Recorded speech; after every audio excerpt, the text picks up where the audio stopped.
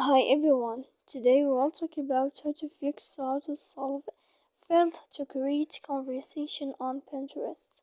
To know how to fix or how to solve the problem of failed to create conversation on Pinterest, you should just go to settings like this. We click. After that, in this page we go to apps, default apps, app settings. When you will see this list, you will go down to find the application of Pinterest here and you will enter. Then in this page you will go to click for stop. When you will end this, you will enter to storage. After that you will click clear cache. Then you will go to click clear data, and when you will end all this stuff as you see here, you can update your application. So please don't forget to support us by like and subscribe. See you next time in another video, and thank you for watching.